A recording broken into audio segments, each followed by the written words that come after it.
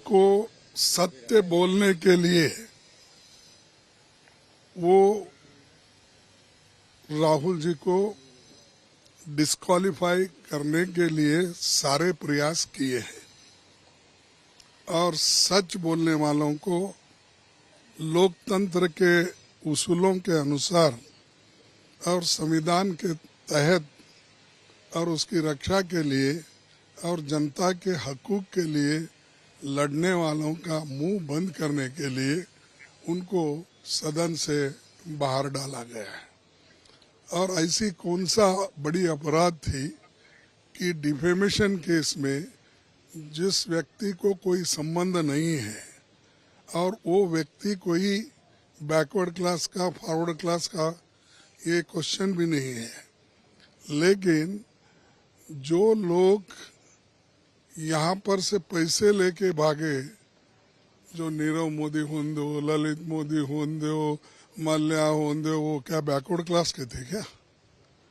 तो ये जब ये ऐसा एक परसेप्शन बना रहे हैं कि राहुल जी बैकवर्ड क्लास के खिलाफ बोले और राहुल जी जो सच्चाई देश के सामने रखना चाहते थे और रख रहे हैं वो उनको जच रहा नहीं, तो इसीलिए वो अगर राहुल जी को बाहर डाले तो उनकी समस्या खत्म होती है, ऐसा उनके समझ में आता होगा, लेकिन उनकी समस्या खत्म होने वाले नहीं।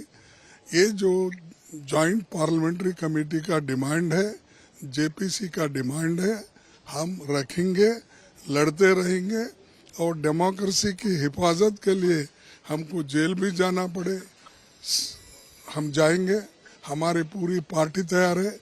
अब कम से कम हमारे 100-125 लोग भी जेल गए हैं, अब लड़ते रहेंगे।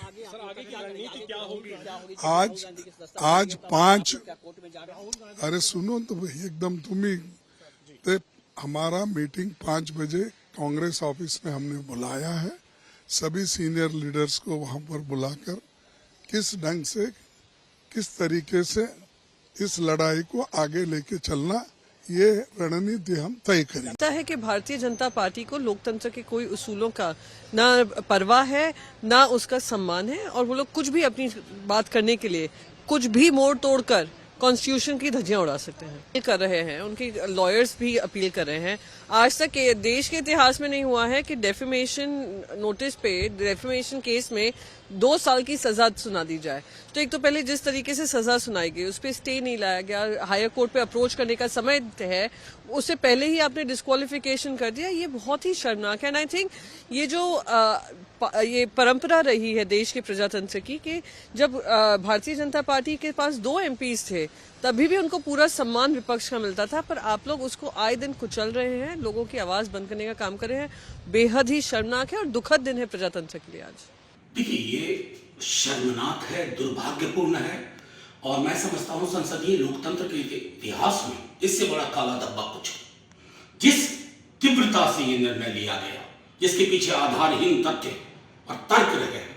कल ही तेजस्वी जी ने, डिप्टी सीएम हमारे दल के, उन्होंने कहा था कि विपक्ष के दलों को अब ये सोच लेना है कि लड़ाई का तरीका क्या होना चाहिए।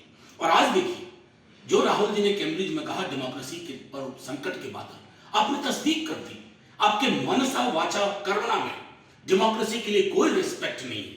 और मैं समझता हूं कि सभी दलों को अब यह तय करना होगा नागरिक समाज के साथ मिल करके, लोगों के साथ मिल करके, कि इस तानाशाही मनोवृत्ति को जमींदोज करना होगा।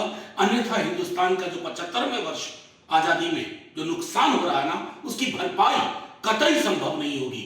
ये सिर्फ राहुल गांधी का की लोकसभा सदस्यता रद्द नहीं हुई है, लोकतंत्र मृत घोषित हुआ आज। Official declaration of the death of democracy.